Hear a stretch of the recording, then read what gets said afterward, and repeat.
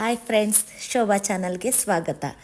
ಕಾಲು ಸೊಪ್ಪನ್ನ ಮನೆಯಲ್ಲೇ ಹೇಗೆ ಮಾಡ್ಕೊಂಡು ಕುಡಿಯೋದು ಅಂತ ತೋರಿಸ್ತೀನಿ, ಬನ್ನಿ ನೋಡೋಣ. ಕಾಲು ಸೊಪ್ಪು ಮಾಡೋದಕ್ಕೆ 8 ಕಾಳುಗಳನ್ನ ತೊಗೊಂಡಿದ್ದೀನಿ. ಇದನ್ನು ಚೆನ್ನಾಗಿ ವಾಶ್ ಮಾಡಿ ಇಟ್ಕೊಂಡಿದ್ದೀನಿ. ಇವಾಗ ಅದನ್ನು ಹೇಗೆ ಮಾಡೋದು ಅಂತ ನಾವು ನೋಡೋಣ. 8 ಕಾಳುಗಳಿದೆ ಇದು, ಆಯಿತಾ.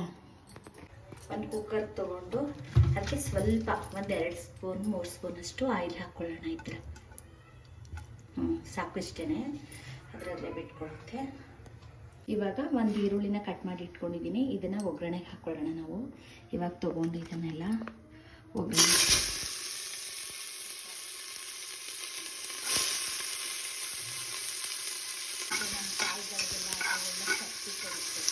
ಕಟ್ ಮಾಡ್ಕೊಂಡಿದ್ದೀನಲ್ವ, ಈ 1 ಟೊಮೆಟೊನೂ ಕೂಡ ಇದಕ್ಕೆ ಸೇರಿಸ್ಕೊಳ್ಳೋಣ.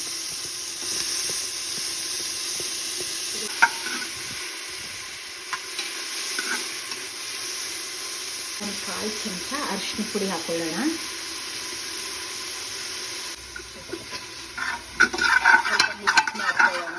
ಸ್ವಲ್ಪ ಮಿಕ್ಸ್ ಆದಮೇಲೆ ಸ್ವಲ್ಪ ರುಚಿಗೆ ತಕ್ಕಷ್ಟು ಉಪ್ಪನ್ನ ಇದಕ್ಕೆ ಸೇರಿಸ್ಕೊಳ್ಳೋಣ.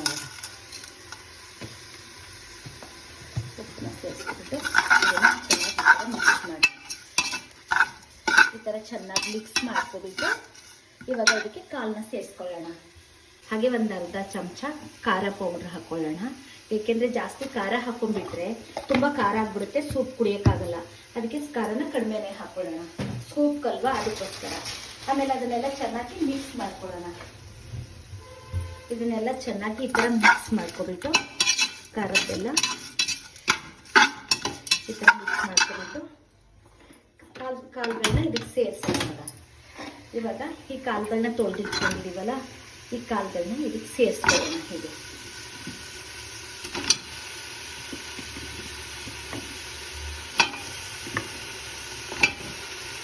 ಸೇರಿಸ್ಕೊಬಿಟ್ಟು ಇದನ್ನು ಚೆನ್ನಾಗಿ ಮಿಕ್ಸ್ ಮಾಡೋದು. ಇವಾಗ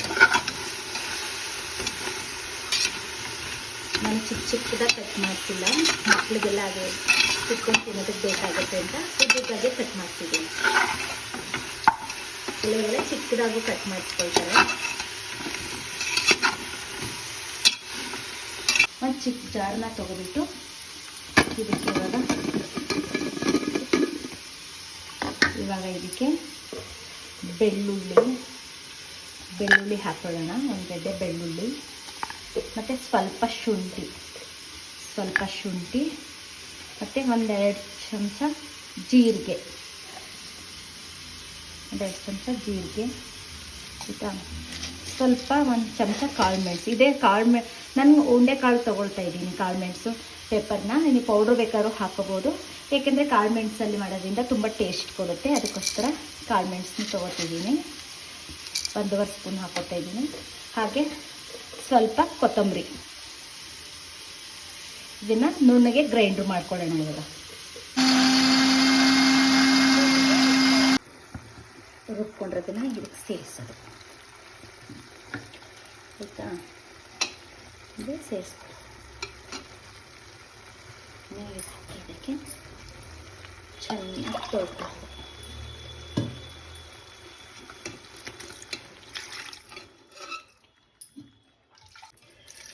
ನಮ್ಗೆ ಎಷ್ಟು ಬೇಕೋ ಅಷ್ಟು ನೀರನ್ನ ಇದಕ್ಕೆ ಸೇರಿಸ್ಕೋಬೇಕು. ಇವಾಗ ಅದನ್ನು ಚೆನ್ನಾಗಿ ಮಿಕ್ಸ್ ಮಾಡ್ಕೊಬಿಟ್ಟು ಇದಕ್ಕೆ ನೀರು ಹಾಕೋದು. 1-2 ಲೀಟ್ರ್ ನೀರು ಹಾಕೋಬೇಕು. ನಮ್ಗೆ ಎಷ್ಟು ಬೇಕೋ ಅಷ್ಟು ಹಾಕೋಬೇಕು. 2 ಲೀಟ್ರ್ 3 ಲೀಟ್ರ್ ನೀರನ್ನ ಸೇರಿಸ್ಕೋಬೇಕು. ನಿಮಗೆ ಸೂಪ್ ಜಾಸ್ತಿ ಬೇಕು ಅಂದರೆ ಜಾಸ್ತಿ ಹಾಕ್ಕೊಳ್ಳಿ, ಕಡಿಮೆ ಬೇಕು ಅಂದರೆ ಕಡಿಮೆ ಹಾಕ್ಕೊಳ್ಳಿ.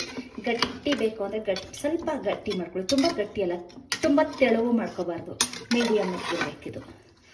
ನೋಡಿ ಹೇಗಿದೆ ಅಂತ, ಇಲ್ಲಿ ಈ ಥರ.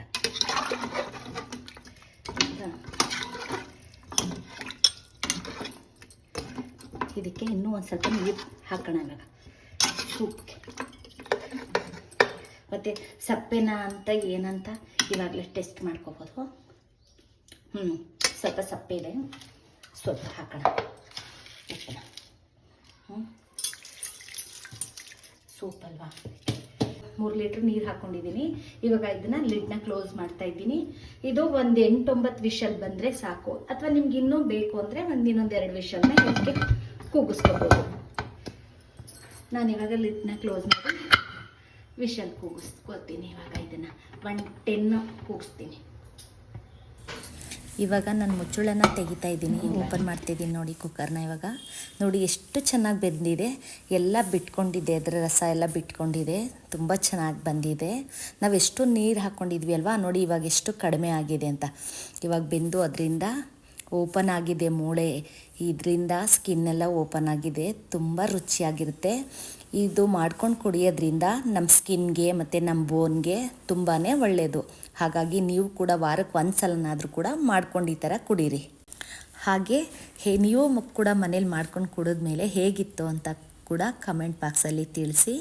ಮತ್ತು ಲೈಕ್ ಮಾಡಿ, ನನ್ನ ವಿಡಿಯೋನ ಶೇರ್ ಮಾಡಿ, ಮತ್ತು ಸಬ್ಸ್ಕ್ರೈಬ್ ಆಗೋದಂತೂ ಮರಿಲೇಬೇಡಿ. Thank you.